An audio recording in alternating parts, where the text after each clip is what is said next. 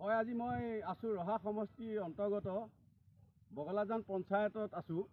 বগলাজান পঞ্চায়তৰ গুৰিমাৰীত আছোঁ। গুৰিমাৰী এই যে ৰিং বান্ধটো দেখিছে, এই ৰিং বান্ধটো ডিম্বেশ্বৰ দাসৰ দিনতে এইখিনিলৈকে হ'ল, আৰু এইখিনিৰ পৰা ৰিং বান্ধটো এই আচল গৰাখহনীয়াখিনিত নহ'ল। নোহোৱাৰ কাৰণে আজি হঠাতে এই যে গছ গছনিসহ সকলোখিনি ভাঙি গৈছে। আৰু এইটো মাথাউৰি দেখিছে, মাথাউৰিটোৰ মুখৰ আগত যিকণ আছে মাত্ৰ 5 হাত মাটি আছে।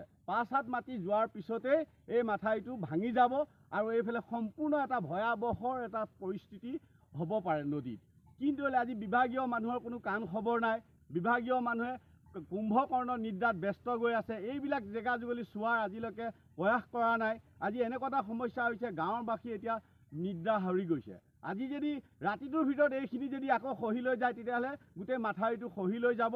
আৰু অতি সোনকালে খুব তৎকালীন হিচাপে আপোনালোকৰ বিভাগীয় মানুহ আহি ইয়াতে পাইকোপান হওক কিবা হওক দি হ'লেও এই প্ৰটেকশ্যনটো দিয়াৰ ব্যৱস্থা কৰক। নহ'বা নেক্সট ভাদ মাহত আকৌ পানী আহিব, দুৰ্গা পূজাত পানী অহা আশংকা আছে।